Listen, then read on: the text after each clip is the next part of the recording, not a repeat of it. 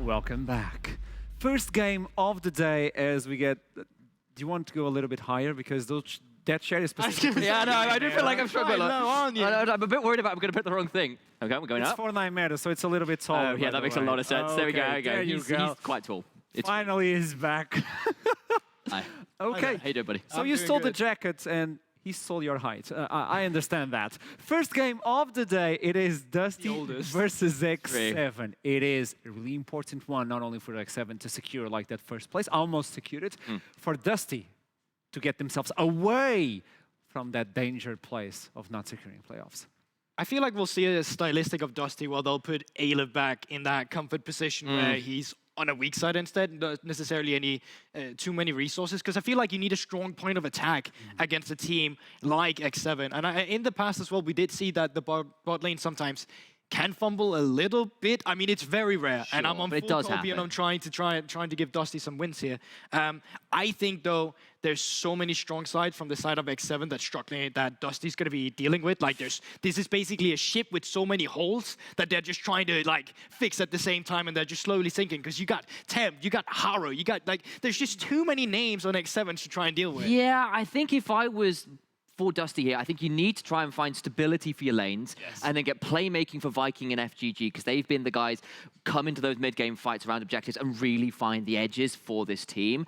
And if you can stabilize versus X7, prevent them from getting too much of a gold lead, that's hard because they are the team with the biggest snowball in the whole league right now, then maybe you can play against where X7 have sometimes struggled in that mid-game. Champion Select is on, so where should we focus? Is FGG going to be removed away from the rail? Does he get rail? That's always the question. I mean, so far when the red side, they usually third pick it, and that allows you to throw in some bans there. So if you really respect it, I would say yes, you have the availability of doing that on the side of X7 to just take it away on blue side. And quite often right now, you can just target ban, yeah. I mean, yeah, and also we're just in this like really stale meta right now where we just keep seeing the same, where it's just like Aphelios Jinx getting traded. What's that control mage in the mid lane? Okay, is that Xin Sao in the jungle? Wow. Jungle Viego? Wow, yeah, I mean, draft is quite often just dictated about who has the better composition around the team fights, the objectives, and I think that can benefit Dusty, as Initialize is talking about, with stability in lane. So if you just get that like standard, here's a tank, here's two carries, one from the mid lane and one from the AD carry position, maybe we get the scaling aspect where we're able to take them in the late game. And I think that is what you're looking for, scaling aspect on Dusty, because I do think in the laning phase they're a little bit outmatched. Yeah, and I'll call it out here, I'm so glad they got rid of Haru's Hecarim. Like, we've kind of thought, you know, this guy on things like the Xin Zhao, so terrifying. But every time I've seen this guy on the Hecarim, he has just turbo stomped kids. Like, it's not even been subtle. Like, the way he kind of manhandled JDXL was off the back of his really, really aggressive early play on Hecarim, which is just not something you expect. He managed to pull things off on that champion. I don't think anybody else in the league really does, so I'm very glad to see that one off. And of course, unfortunately for FGG, the rel is respect banned. No, is that Jinx first? It is. Wow. It's back to week one again. I've never seen that before. Do you think Aphelios will get taken off as the No, you're stretching far. No, that is a... Venza on Aphelios? Never seen it. Wouldn't be never seen it. And an AD carry role. Oh, okay. Okay, you mean let's go. All right. Okay. The other way of trying to get a win against X7 is you play hyper-aggressive and try and just find a lane where you can absolutely crush through. And remember, we said Nata and Kasim, the one loss they have had was that they kind of got a little bit outmatched in the early lane. So it's an aggressive move, but I don't hate it. No, I can respect this because it also just means that you can actually contest in the laning phase, although I did just say that I think they might be a little bit weaker on red side. You do have the, what do you say, potential of getting that counter pick for support if you value the bot lane getting ahead this much. And I mean, Lux into Thresh is not necessarily a bad lane, like it comes down to the execution as well. So it's definitely something you can look for. Even something as old as time as the Morgana, albeit is not as strong as the past, it's still something you can utilize to take control of the lane. But I do like still seeing the Xin Sao coming through. It is still a power pick. Lee Sin into Xin Sao can be really difficult to pilot. So I'm not surprised to see them go for the Jarvan instead, because that means we can now just attack bot lane. You already have this Thresh as well, which means that you won't have that Flay to stop a Jarvan to come through from the bot lane in the early game. So tracking Haro in the early game is already going to be so pivotal. So glad you brought that up as well, because it really will be even level 2 down bot lane, potentially. It's such a big deal when you're playing into Caitlyn lanes to watch whether the jungles match early in terms of their pathing or whether you get split jungle pathing. I'm assuming both of these players, Haru and Viking, will be beelining for bot with the champions that they have with the level 2 possibilities. There's the Lux, so it is going to be locked in. If the summoners get blown from Caitlyn and Lux at level 2, 3, it spells disaster for this lane. So really, really focus to see what Viking and Haru are doing and whether things like hooks start landing. Especially because they want to play it at the front. They want to put you as far as back into the turret as they can, just so you're just starving for the resources. Absolutely. So keeping that control once again on Haru, that's just going to be your game plan. If your early game goes wrong for this bot lane, you lose the game. It's almost that simple already, although there is still a lot of factors to come through. But once you have a Caitlyn Lux lane, you know the entire resource or attention from this team is just going to be brought down towards the bot side. Now, for the mid lane instead, started out with banning mid laners. I think the Syndra is easily a takeaway from Tempt as well. Makes a lot of sense. I'm actually surprised to see Tempt himself go for a LeBlanc ban, something that you can be quite dangerous on as well. But it seems like they... Well, it's taking Backlund off a lot of what he considers comfortable, because maybe they're just not afraid of him on things like the Victor, because I don't think he's impressed, honestly, that much on some of the control mages. Things like the Akali, things like the LeBlanc have definitely looked more convincing from the mid laner of Dusty. So if you're saying, look, Tempt is happy to play other styles of play, let's just get rid of things that Backlund is comfortable on, make him less of an option, I see the angle they're going for. I mean, with that in mind as well, you can still blind pick for Aleph if that's what you're looking for. As we've already seen many times, he's not a player that minds being in the weak side position, going for a tank. And I think X7 recognizes this as well, actually coming in with that Malphite ban. The thing with Caitlyn as well is that you quite often play around with long range, and you play more towards the sieging capabilities rather than the teamfight capabilities. Because of this, having a pick like Gragas is great because it allows you to have long range disengage. But they are actually going to go for Backlund here. And this would be standard as well. I think like most of the time, just picking a mid laner, moving on to having that counter pick for top is easily doable. So coming in with Syndra, you stick to that siege composition. Yeah, and like you've got a huge amount of range between Lux, between Zoe, between Caitlyn. You catch somebody with a bubble, you catch somebody with a binding, your ability to follow up and blow that single target up from a very long way away makes it very dangerous. The Ahri being suggested here, and it is locked in. A lot more pick, a little bit more engage. I think you can play into the Zoe as well because obviously you know where she's going back from the portal, so you just charm where she was. Exactly. It is a playable matchup. It's playable in terms of basically all the champions coming through except the Sin style, because all of these are going to be playing with the range. You dash in, get a charm, there's too much follow-up on the rest of the team, as you can already see. Coming in with the Jace as well just means you want to contest a little on the playmaking side, on the range side, where you're going to shock blast them either when they're sieging or before you're sieging yourself, playing around these objectives. But it does allow Dusty as well for themselves to say there's not actually too much peel in the side of X7. So having that long range from on, here would make so much sense. I wanted you guys to talk about this one, and I was waiting. This is the champion. You can bring this stuff You can bring up. You guys were talking. I was like, oh, we're having fun. Poppy, Sally's going for the Gragas. He's a stable pick. Alep's Gragas is also truly phenomenal, so I'm very happy to see him back on it. Yeah, but it's definitely in a point where you can't really take control of the laning phase yourself. Like when you are on low econ here, because you're not going to get resources. You misplayed the laning phase against Jace, you can basically solo lose that top side of the map. And if you do that, the snowball that's going to come through where they can't really band-aid on the other side of the map because they have to play for the Caitlyn Lux, there's a lot of pressure on Aleph. He's been able to live up to that pressure against some of the other teams, but right now, this is the truest of tests that you're going to have to face. My eyes also turn to Haru a little bit here because he's got two options. He can either push towards Aleph on the Gragas and just say, we absolutely slaughter this because I know Viking's going to be helping out the Caitlyn Lux. Or you go and try and shut the Caitlyn Lux down and make that happen. That would be my personal call, but I see the angle. Yeah.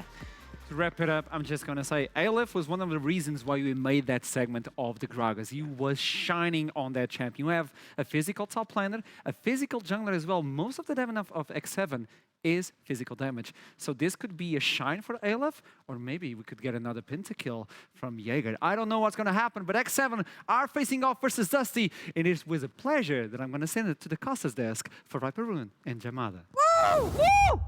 Is that... Woo! We did it! We're on desk! We made it. We swapped. We're not on desk, we're actually casting. The desk's over there. Yeah, the desk is over there. You were making some real... He was saying some disgusting things during chat. Okay. That's all I'm going to say. But we'll get onto that later on, potentially. But, Jamada. Yes, sir. First game. Yeah. X7. Yeah. Obviously, X7. It's a very. It's it's very much similar to what we expect, right? You've got the Yeah, Pigs, yeah. you've got an Orianna, you've got a Jarvan, so you've got Engage, you've got Scaling, you've got Jace for a strong top side. It also provides a little bit of poke as well. I actually quite liked it as a takeaway too, because it seemed like a lot of what Dusty were putting together was heavy poke, Yes. not too much disengage, anything like that. If they set up in front of an objective or in tower, it's going to be very hard for X7 to dismantle it. I think the Jace takeaway, very smart.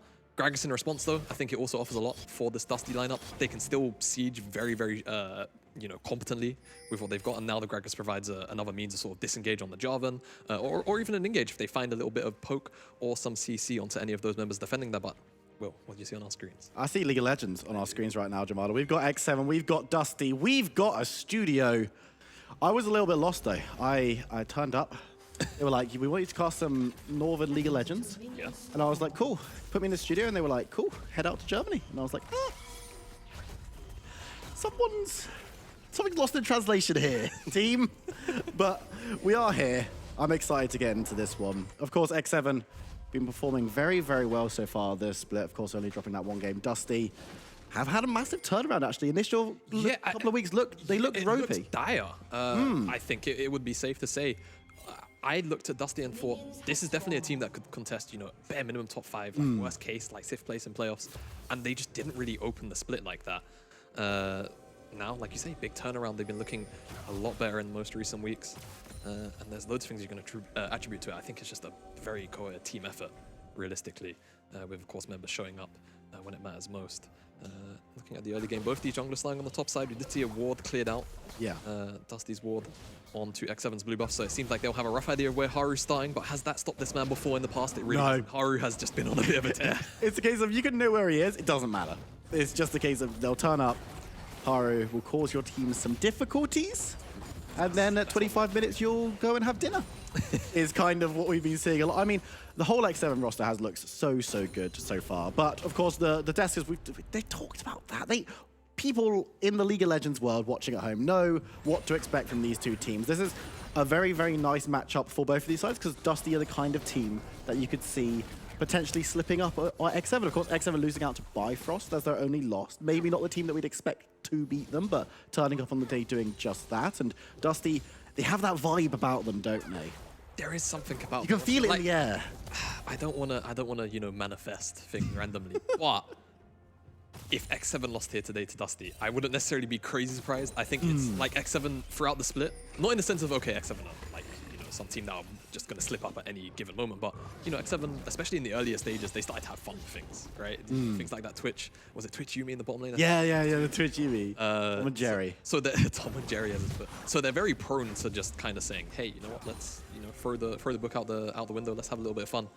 Speaking of having a little bit of fun, Viking is trying to find some kind of path towards the bottom lane, try and flank this X7 bottom lane, but it looks like an engage first. Coming on through, going to be hit with a flare as well. Venza needs to be careful, but Kasink also very, very low, burning low. FGG goes forward, picks up first blood. Venza will fall, and Viking is coming in to support the Lux. You've got the flag and drag. It's going to go wide, but it's going to get Haru into range. He's going to jump on his Zinzao. He's going to go low. Nasa can't get the last auto attack, but Haru comes through. Both junglers, only one surviving here as Haru stepping forward, feeling himself a little bit. Both hit level 3, but Viking gets the damage. The double kill coming in for the Zinzao. Yeah, so one thing I was going to say, but I didn't want to interrupt you, actually, play by play. Of course, that's my job. It'd be very rude if you did. Viking had his Conqueror stacked up, so he kept all of the bonus AD to win out on that skirmish versus Haru. Haru selected lethal tempo. I'm not sure if that's a rune misclick there, but starts off, of course, very nice hook by Kasink to try and get the engage going, but Venza just doesn't lose enough HP to immediately die in that burst. Whereas, I mean, well, you saw very clearly Kasink dies quite quickly, no aftershock like what we've seen for years, of course, Glacial Augment. And it just allows Viking to come in, use Haru as a bit of a taxi and get onto Nata. But here you can see, like, it starts to stack up, right? The lethal tempo, it starts to stack up, but it's just not really enough in terms of raw stats against Viking with that stacked up Conqueror. As Haru makes his way back to the top side, does pick up that Scuttle up there. Viking didn't actually take the Scuttle Crab on the bottom side. I think there's a lot of time, or the Scuttle itself hadn't actually spawned up yet. He has now finally picked it up, though. Didn't really get any counter invades go in either on the bottom side. It was just straight up free camps into bottom side, and we see that skirmish. A lot of poke coming out, of course. When you've got Caitlyn Lux, we'll be seeing this. It's not fun. Don't get hit by the abilities, basically, because you have a very unpleasant time, especially in the late game. Of course, pre-6, it's not as bad, but if Lux is able to get that ultimate down, things can be pretty spooky. But of course, Jinx Fresh, we've seen. I want it to be marksman in the meta. Do you know what, Jamada? I'm putting my foot down. Bring back Callista. That's all I'm saying. I was having a conversation with Gorborg about this morning, actually. Ooh, Ilif might be having a conversation with the Fountain in a second. Haru moving forward, gets the auto attack down, but Gragas is level 5. Nice knockup, but I mean, that wasn't ever really a dive. Yeah, I guess not. I just don't feel like they necessarily had enough burst damage available. Jaeger looks like he more or less just kind of wanted to reset, given his mana bar. And I think the fact that Jaeger didn't have enough mana to, really make the dive be a confirmed takedown. They just go for that reset for him. But yeah, no, I think actually, though, there was a lot of talk on the desk about, okay, Fedios is going to come in here, and then all of a sudden it's Caitlyn first rotation. I quite like this from Venza and FGG, because whilst I think throughout the split, they've had their ups and downs as a 2v2, it does feel like they normally come out ahead in most of the scenarios in their 2v2 lanes. Going to hold this point. They're looking on to Tempt by just Ding's level 6, so should be all right on that front. And of course, I think the other important thing is it shuts down, obviously, Nato and Kasing in lane. One of the strong points about Jinx, naturally, is, you switch over to the Rockets, you typically get auto-shove in your lane, and it frees up the support partner to go up towards the mid lane and find some impact there. We've seen throughout this laning phase so far, FGG and Venza have kept Nato and Kasing on a leash. They've just not been able to move from their lane at all. And what it's also allowed is a lot of freedom for Viking to come down towards the bottom side. He's had pretty much free access everywhere, whether it's camps, or whether it's this dragon, which is taking up at 6 minutes. So that's going to be first dragon going over to Dusty, pretty much uncontested. I imagine X7 may have had an idea what was going on, but of course they will get the global ding now that it has gone down. So a nice, clean early game so far for Dusty. I think probably going as well as they had hoped. The CS lead on the bottom side, only about 5 in it, and this wave is going to stack up, so it will probably grow a little bit. But still, Vendor and FGG on that bottom side, achieving their main goal right now. Keep Na and Kasing underneath the tower. Don't allow the Thresh to go up towards the mid lane and impact anywhere else. Well, it's something that we were talking about a little bit this week before we traveled out. We were talking about FGG specifically. Yeah. And about how much of a revelation he's been. And this isn't the first time that FGG has been a revelation. No. When it comes to coming into the top league in a continent, a region, and has played exceptionally well. I believe we have a couple of graphics that we might be able to have a look at. Actually, we're getting No, you know what? The Lantern saves the cheeky throw to the graphic. True. Because it was also involving FGG, who found a very lovely... we're professionals. We know what we're doing. Well, you might be. I don't know if I'd go that far over, honestly, but he's been good, isn't he? Yes, FGG has been very, very strong. And like you said, the progress has been startling almost. You don't really see players rise through the ranks like what we've seen FGG accomplish in the last sort of 6-7 months or so. There's Haru on the opposite side from where FGG is laning. Takes out the Skullcrab a little bit too soon for the Herald to be started up, but you look at the lane priority already. Ping's coming onto the red buff. It seemed like Tempt maybe wanted to try and get some kind of roam down, maybe alleviate some pressure and fog onto the bottom side, but red buff being started up, but the issue is Vikings here. So it's going to be contested at the very least, but first move is to Jaeger and to Tempt 100%, and you can see the ping's already coming down. Oh, but Smite is going to be used. Viking needs to be careful, loses out the buff, but won't lose his life as he steps back up towards the top side. And now Tempt moving back towards the mid lane. As you said, priority so crucial, is able to secure that one. And now we've got Rift Herald on the map. Nice charm landing, but Ari's going to take a little nap and a bit of damage to boot. But Rift Herald's on the map. It has been warded out by Dusty, so they're not going to be able to sneak it away. With X7 having pretty good control, is this still something they can do? Yes, 100%. The only issue is the bottom lane priority is so heavily in favor of Dusty that if this does take a little while for X7 to get down, which right now they're looking for maybe to set up onto Alif, it's a bit hard to say. But you can see the junglers obviously, looking like they know that action is brewing. But if this takes a while for X7 to get started, and Dusty obviously have all the information, if FGG and Venza can get, a wave shoved in and move up first, that's going to be a really big deal in terms of, an outright fight breaking out. As you can see, it's hard to see on the minimap, but it seems like they are, at the very least, they have priority, so they're hard shoving. Dusty understand this is going on. They're looking for Jaeger. They're going to hit Jaeger back towards the minion wave. Jace needs to be careful. Speeding away. Goes low, but does survive. Viking thinking about the dive, but Haru has now disengaged the Rift Herald and gets the knock-up down onto Viking. He's going to knock him away. The Cataclysm comes through, and Tempt is the first responder from the mid lane. Diving on forward, picking up some damage. Viking survives with a sliver of health. Alif cut down by Haru. Tempt, his compatriot, will take down the kill on the top side. They don't get the objective, but they do get 2 kills. Yeah, they do get the kills, but I think the issue is for Dusty now, they're probably still going to be able to get the objective. I think FGG and Venza, they recognize now at the top side they're probably going to have to sack it, just play for this 2v2 lead at this point. It looks like Buckland's playing some kind of interrupt. Haru's actually quite low. He does have smite for HP. But Bagland is there, the damage is there. He has to smite for HP and then flag and drag over the wall. So just take Zoe to zone out the Rift Herald. Won't be able to do it herself, obviously. So she's going to be backing away. It's going to be stalled out. But saving a little bit of time will allow Aleph and Backlund to get in. But this is the fight that we just saw. Talk us through it. Yeah, so Aleph, really nice flash body slam. Jaeger plays this exceptionally well, though, because he procs the phase rush, he knocks away Viking to ensure that, considering he's already used the audacious charge, there can be no more follow-up. Viking, I don't think he actually has vision in that bush, so he can't interrupt the flank and drag, gets bursted down really quickly, and the Crescent Guard actually does block out so much damage, but unfortunately still burns down. And Aleph, because he committed that flash to try and take down Jaeger, very easy pickings for the remainder of the top side of X7. So really nice from them to, obviously clean up the attempted play from Dusty. I think execution was definitely there, just didn't quite have the damage to burst down Jaeger, unfortunately. And unfortunately, if you're a Dusty fan, if you're an X7 fan, yeah, it's pretty fortunate to me. Rift Herald still sitting pretty on the top side of the map. We're going to have Dragon up in 45 seconds, so we're on to new Corky hours, as people have been calling it to me. No, thumbs down, that's fine, no worry. Just because the week after his patch, which was a little while ago now, but I haven't been on Div 1 since week 2, so I'm going to talk about it. I've got just a list of things. I had a couple, there was like a full-on segment that I planned after week 2. Yes. And then this is the first time back, so we'll have to decide if we actually managed. We had a long, we'll call it a vacation. Oh, we were doing Div 2.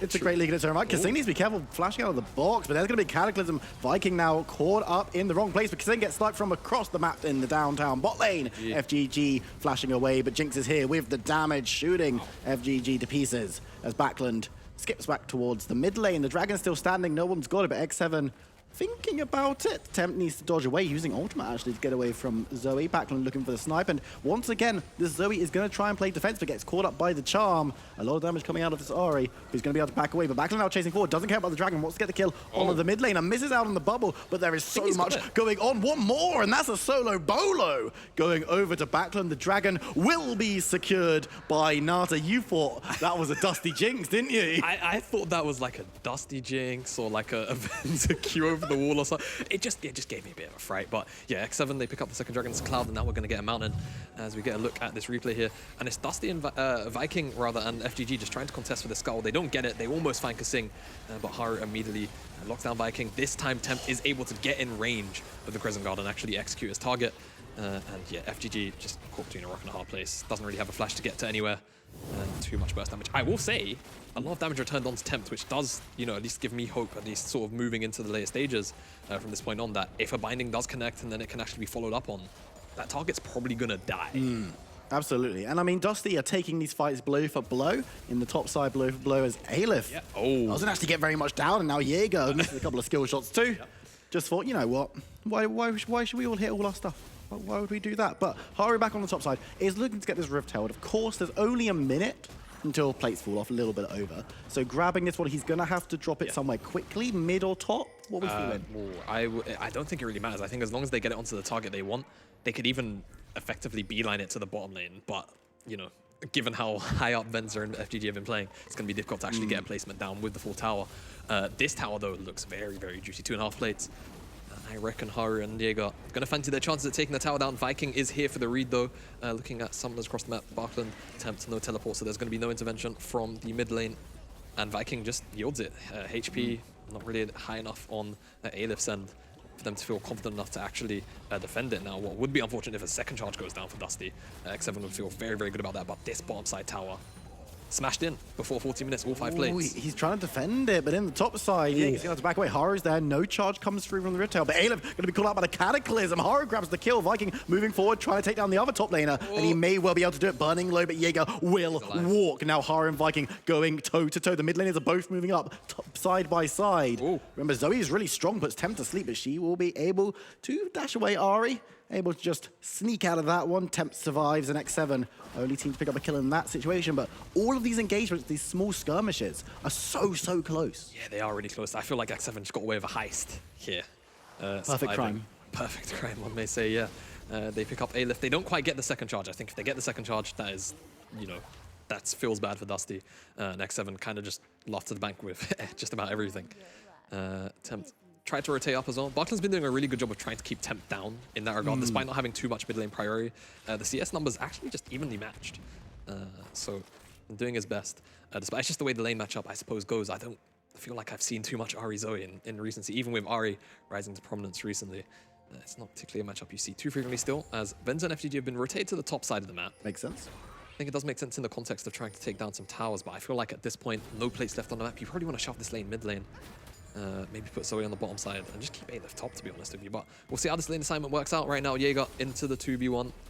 Has absolutely no assistance. It looks like X7 playing for this bottom side tower into A-Lift. They know this is likely just going to be the strong side, weak side split of the map here. So A-Lift, let's see how your weak side is. Do you recognize this is about to be a dive? Looks like a little bit too late. Ooh, Haru is just trying to cut A-Lift off and put some damage down. Don't think this is likely to be a 1v1 kill. Jinx will assist with the ultimate, but it looks like actually dive might be in the offing. Diving a Gragas is brave, and Haru has got the memo, so he's going to be backing away. In the top side, Dusty going to be pushing in, doing a lot more damage to this tower than X7 have on the bot side, but SMJ will be able to Jaeger. Sorry, I just went back to 2017 for a second there.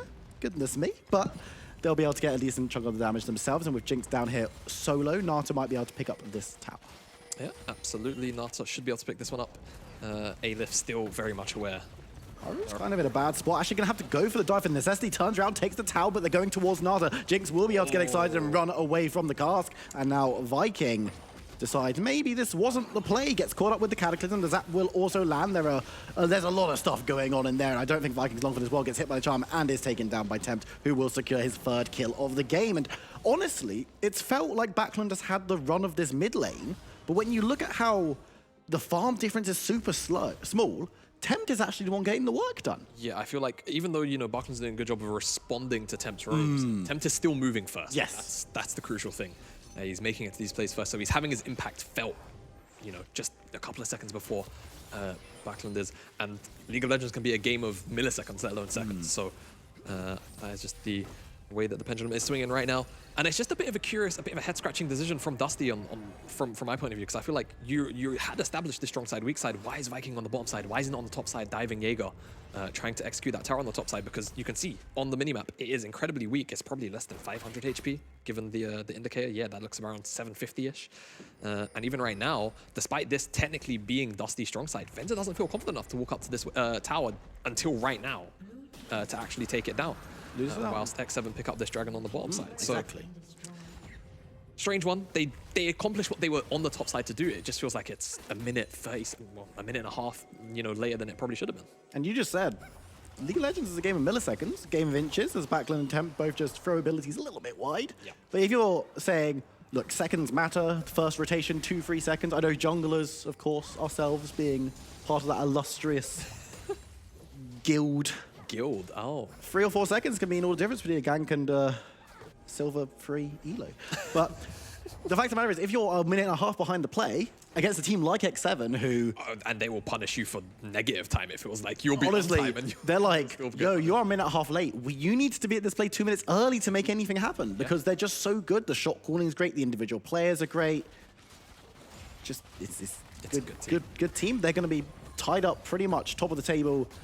Almost confirmed. I know Initialize went through very well, more eloquently than we could possibly ever speak about any topic. I think, given the way the head-to-heads work, Bifrost can technically still catch them if X7 drop a game after this, or something silly like that.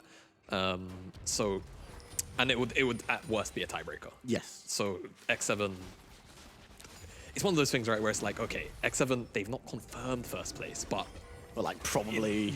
in most cases it should be. Haru should be okay. He gets away from the red buff. Will lose out on the steal this time around, though, as Viking actually gets his buff, which is... It's nice for the Xin Zhao, but... Oh. Looks like Nata. This is the thing, though. There's still opportunities for Dusty. Exactly. They are a little bit behind, but if they can catch out Nata, they can catch out the Jinx. You're putting a lot of eggs in this little bot lane basket. Exactly. And I will say, I think for Dusty's comp, what's great about it from a sort of being at this kind of threshold where you're around 2,000, 3,000 gold behind, is there is so much burst damage and so much non-committal CC that all it takes is one of those CCs connecting for you to realistically come back into the game, especially when you look at, the likes of Haru or, of course, Nata. They both have 300 gold, or 350 in Nata's case.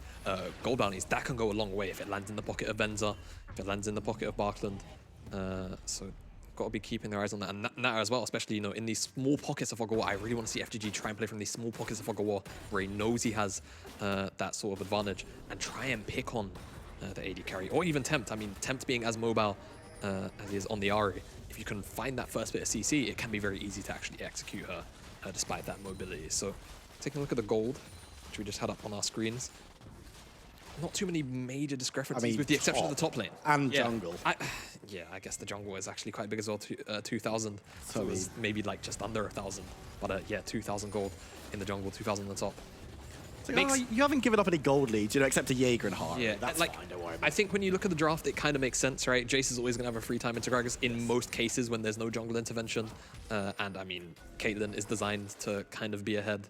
In this case, not quite there. Or maybe as far ahead as you'd maybe want, but definitely not trailing to a massive detriment. So it does make sense that we're seeing the gold fall as it is, as we've kind of now broken into this 1-3-1. Jaeger's in a lot of trouble here, actually. Gonna have to flash away from the Everfrost as Gragas following through. The snipe from Lux takes it alone, and the Comet secures the kill. Excellent play. You said FGG with the lasers is gonna cause some issues. The first of many? Potentially. We'll have to see whether he can keep his aim true and actually find his mark on those cross-map snipes, as technically it was the rune that got him the kill. Yeah, but you have to land the ult to get like all of the other damage. I'm just trying to be mean. I'm trying to be Oh yeah, FGG, you're nothing but a rune. Jamada out here in like last week, like, oh, can we get a nice graphic for FGG? He's so good. And then it's like rubbish, arcane comets, all that matters. Okay, all right. That's all I'm saying. Bro, right, let's get back on track. Okay. We've got a lot of League of Legends to talk about. We can't be getting sidetracked with nonsense. Game 1. And we're only 20 minutes in. All right, fine. Baron won't stand for this. How long will Baron stand for? Because these teams, so often we talk about teams that just don't have good Baron taking potential, whether that's failure of draft or just the meta that we're in, here or there. But these two teams strike me as the kind that might actually have something. They've actually got an engage down onto Aleph as well. He's going to put the cast down. His ultimate is used. Jinx going to snipe and will secure the kill. Chasing on, getting excited. On the side, though, Viking is in trouble. Haru's there, but there's going to be the ultimate temp looking forward. Misses the charm. Will there be enough damage to take down Zinzao? I'm not sure. Yes, there will in the end. You've got Dematic still standing, but Haru will be able to come down with temp. They got themselves onto Zoe, who has to go golden, but Nata is there and can do so much. Nice snipe, nice dodge. Temp gets away. No snipe going through the ace in the hole, won't land. Jaeger gets the body block as Haru will step away. Somehow X7 survive with all their members intact, and Dusty only lose 2 people. Rift Herald is going to be wasted. It will get a charge. Won't get more than that. Yeah, I've got to say, daylight robbery from X7, man. I feel like at least one person should have died for this play. Oh. That minion is hooked, cursing, and will get taken down. But it's teleport coming through, actually, so X7 deciding to disengage a little bit. Aleph moving forward, has respawned. Yep.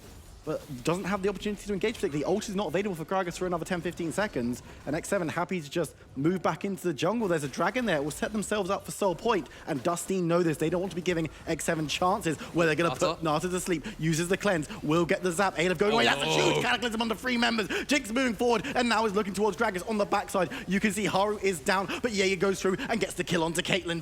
Viking needs to be careful, cutting down, secures a kill, but Tempt is following through in the pit. Gragas has nothing as Nata turns his attention back towards the objective. Tempt did grab the kill onto Zinzao on the way out off screen as well. So FGG, the only person to survive. Again, X7, daylight robbery. It kind of does feel like that at points, right? But I feel like this was just a really strong engage from Haru. I think out of Fog of War, out of the Dragon Pit, finds 3 members, and it's just beautifully followed up by the Jinx ultimate from the bottom side of the map. This is initially very good, but unfortunately Nata's cleanse has come back up, and then Haru flash engage, knock up as well. Venza does Gale Force out of it, or net out of it, but can't really survive that much damage once Jaeger eventually arrives on the scene. Jaeger does die for his crimes, but at the end of the day, the damage is already done. You lost, you know, your core members as Dusty quite quickly, and Tempt finishes off Viking on the top end of the fight. It just feels like, at least to me, I think I kind of underlined some of the conditions very briefly for Dusty in some of these mid-game team fights, and it's about being in front of, you know, objectives first for this team. And they've just not been able to do it like once, it feels like. It's always been X7 first, it's always been X7 in the driver's seat in terms of who's actually getting these engages off. And I feel like if Dusty can just do it once, they might find some success. Even with this sort of 6,000 gold deficit they find themselves in, I think there's still enough burst damage left in this composition for themselves to, you know, find the pick onto the likes of Tempt or Nata. Especially now that there's no cleanse. Nata's shown that he can get hit by these skill shots. He's not been reacting with the flash. If they can actually find him, even on that front alone, that might be enough for them. But he doesn't have the cleanse. He has the flash. Now might be the time where he starts using that insurance policy. Dusty moving mid interesting to see that you still have some confidence in them with that goal deficit, as you said, because it's pretty big. Teleport coming into the side as well. Tempt moving forward as well. Haru tries to get engaged, gets onto one. Venza is gone as Dusty moving towards the tower, but it's still standing, still shooting, still helping them out as X7 keep getting kills. That's 3 on the bounce. Double kill going over to Jaeger as well. X7 this time around, perfect collapse, move towards the Baron, could look to secure this objective. And hey, the 6k gold, there was hope. 7,500 gold? Yeah. Plus this Baron, I don't know. I think it was a really well executed pincer there from X7. It's from all sides, just absolutely surrounded. And yet again, it's just the strength of the composition here from X7, I think, shining through. There's not really too many barriers to entry to playing a composition like this. You've got your engage through Haru on the Jarvan, and that's all it really takes as long as the follow-up can come through. It's just a bit of a, I won't say an overcommit, but Dusty definitely stepping a little bit too far forward. And yeah, unfortunately, pincered from the bottom side by Tempt and by the teleport. Carries immediately blown up Viking. Crescent Guard can't keep him alive. With just the jungler dead and with Avenza off the map, that was enough for them to secure that Baron. And now we'll see how much more they can get done with that buff. Still got the 2 side lane towers, tier 2s up and available to take down. But you imagine X7 with the level of efficiency they've been playing with, that this should probably be a base break. But again, Dusty's composition is built around sieging, whether it's defending or obviously, ideally with this comp you want to be attacking. Yes. You do want to be in front of these towers first. I think the wave clear is maybe a little bit lacking in terms of looking at a Baron buff, but they can still make things work. It's just going to be about how much damage you can see Jaeger's going to put into the team with these accelerated shock blasts. Things going fishing, but it's going to be the engage coming onto Jaeger. He's able to dive away with the Lantern. Nata also moving off. Haru going for the side, gets onto Aleph alone, who's an interesting target, and Haru actually burning down, has to flag and drag away to disengage this time around, and Dusty feeling themselves. Viking moves forward, trying to get onto Nata, but the rest of the team has responded very, very well, kissing over the wall, doesn't find anything, but Venza is gone, Gragas is gone, Viking is dead, and Tempt is moving forward, looking for Backland. The Zoe should get cut down as well. It's simple as that. It's only FGG standing. The Lux support is the only one there. X7 breaking the base at minimum. Yeah, that was the bare minimum. They could end the game on this push. They've got 20 seconds left. The death timers, I think they're just too long here for Dusty. I think X7 should be able to wrap this one up quite cleanly. Just felt like Dusty were never able to really play towards this Caitlyn too well in the mid game. I think the laning phase went great, but X7 after that, the composition just really plays itself. Don't think Dusty's composition has been too hard to execute, but they just weren't really able to meet those thresholds. And X7, with a couple of daylight robberies in between, but they make it work for themselves. Pick up their 14th win of the split into Dusty. As scary as ever. Good League of Legends team. Is that X7, eh? Yeah, as you would expect, right? It's been the thing for them throughout the split. And it doesn't seem like it's going to be, ramping down anytime soon. No, absolutely. And I mean, talking about Dusty very quickly, obviously there's going to be a proper breakdown and an interview in the near future. But I was hopeful going in. We said we could feel in the air there was a small chance of like an upset. Yeah. And early game, things looked pretty decent. Where was it? Was it the case of we talked about that going top lane a bit too slowly? Was that the beginning of the end? Or was that just endemic of things to come? I think it's a bit of everything. I think for me, they broke the tower on the bottom side. They did it at 40 minutes, it's a little bit late. There's no more plates on the top side. I think you just move your Caitlyn Lux into the middle and you try and lock down some kind of stronghold somewhere and then you play off that. Because it felt like, realistically, they didn't really have a strong side in Aleph, right? They chucked him on the Gragas once they saw the Jace matchup. You don't really have anywhere to put Zoe in a position of strength. Just chuck her on the bottom side. The Dragon's going to be spawning there. Aleph is always going to be able to have, an opportunity to teleport down to the Dragons eventually. I think it was just sort of mismanagement on lane assignments in the mid game for Dusty, and X7 just capitalized beautifully. Well, they did really, really well. We're going to jump to a short break. When we come back, it's going to be Archeron breaking down the game with our interviews. So don't go anywhere. We'll see you in a few minutes.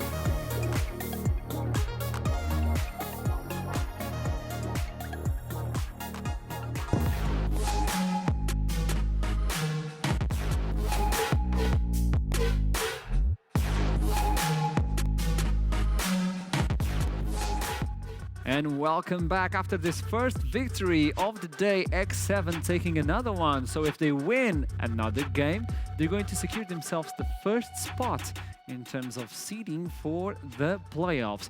What this means is they will just go straight up to the semifinals, and if they win that best of 5, they will secure themselves the spot for the finals and also a spot at European Masters. Now, I know I have the return of the support.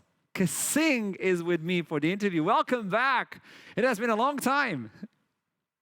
Hello, hello. It has been quite a while. I'm happy to be back, man. Happy to have you as well. Okay, now, only one game away from securing the first spot. What does this mean to you? I mean, how do I say? I mean, it's nice for sure to be first at something, you know, but in the end, what matters is us kind of winning the entire NLC. I think that's what matters more for me. And obviously doing well at E-Masters. But of course, it's definitely nice to know that, you know, we're at the top of the standings. It is kind of curious that the team is already great. As soon as we saw the roster and the ways you guys were playing, we can see definitely that this is a team to go somewhere really high. But one of the things that I've been noticing is you guys are way more clean nowadays. The synergy is way better. Haru is just smurfing in the jungle as well. But also the bot side, Jaeger with the pentakill. Like, the synergy on the team looks way better. Is this something that you're feeling as well as a player? Or I mean, how do I say? Obviously, the more that you play with each other or with your teammates, the more that, you know, naturally you're going to be actually fit, you know, be on the same page. But I think one of the best things I would say is that we're the kind of team that plays quite similar to how we would play like in scrims, like if we were to, I guess, try hard, not the Fiesta ones, obviously. We kind of, you know, had to tone it down a bit because before it was too much. Obviously, the game against Bifrost, we kind of went for too much. And then we just died and just lost. But it is what it is. But it shows that the synergy on the team is working way better nowadays. And this is really interesting to see X7 just improving more than we thought they were already at the top of the standings. And now, with this in mind, I want to turn my attention to your bot lane, which seems to be the center of the universe for every single team because you guys get camped non-stop. Why do you feel this is happening? Why do you feel every single team is looking into the bot side? I think it's mainly because teams have started to realize that if you want to win games, guys, bot lane is actually, I guess, a strong lane because if your bot lane is ahead, most likely you're going to win the game. And I think this is pretty much true for most of any professional match. You cannot, I guess, win the game by hoping that your mid, top, jungle are just better. Your bot lane has to be stronger, as a team, obviously, and your team helps you. If you leave your bot lane alone, guys, and you don't camp bot, you're not going to win. Okay, love it. So you're telling me that top lane doesn't matter at all. Is that what you're saying? Is that... Because I'm a top laner, so I just want to know if I should switch roles. No, I'm kidding. Obviously, now looking into your entire team and the ways that you guys are secured for playoffs and really close for the first place, what is the team that you want to play against on the semifinals? Is it Bifrost or is it JDXL? Because this is a best of 5, so it's going to be quite different. Well, to be honest, I would like to play against, you know, whoever we want, man. I don't know. It's like I obviously prefer.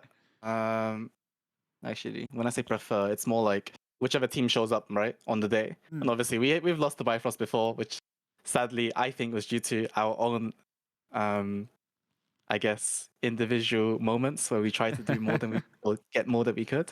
But I think, you know, both any team that whoever we're against, we have to prepare, you know, regardless, because our goal is obviously EU Masters. Okay, I understand that. I dig it. And I like the idea that you are aware of what happened on Bifrost game. You guys were just looking for out more. And what I've noticed on this game is you guys didn't went for anything risky until you got the lead, and then you took the fight to them. It seems specifically that the team has like a game plan every single game. This is a fast answer. Do you guys like prepare every single game, or you go game by game? Most of the time, it's just game by game because it's like you can never tell, right? With whatever drafts they have, it's never going to be the same individual 5 champs every single game. And in NLC, it's obviously nice that some teams prepare, you know, differently, and it like obviously tries to catch yourself off guard. For example, with the Caitlyn Lux, which is actually quite a strong lane. that kind of people just kind of forgot or didn't really play or pick up, which I commend Dusty on trying to play. But obviously has its drawbacks, right? If you're against Jarvan and you don't have much mobility, and you're mostly going to get killed in team fights. Thank you so much for this interview, Kasing. It's always a pleasure to have you on the post game, and good luck for the remaining games for X7. Thank you very much, man. Thank you. Have a nice one. Bye-bye. Your X7 looking secure, looking solid as well, trying to get access to that first spot of the entire standings to get into the semifinals. Now, looking at Dusty, what happened through this game, because the bot lane seemed really strong as well. FGG playing with the Lux, with the Caitlyn, they got access to a few kills, almost putting them ahead on the bot side. Vikings securing the kill, 1v1 versus the Jarvan as well. And this is exactly what the person I'm going to talk about after this game. It's going to be Viking on the interview with me. I don't know if he's already there. He's not ready yet, but he's going to be ready soon.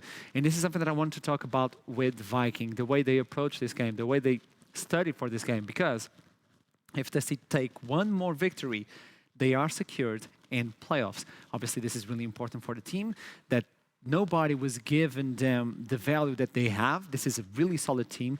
And at the beginning of the split, they were kind of shaking a little bit, but they reformed themselves, studied, and grouped up. And this is a solid team nowadays. The way you played with the Xin Zhao, looking for the bot side, helping the Caitlyn, helping the Lux, it seemed to come together. But then the Aleph pick for the Gragas, I was waiting for the Poppy, but actually appeared in the Gragas. And, oh, okay. And getting the Gragas, kind of AP-ish, that is something that I don't wanted to know, but it doesn't matter for now. We're not going to have the interview with Viking. What we're going to do is a small break before we jump into the next game. I'll see you soon, just right after this quick break.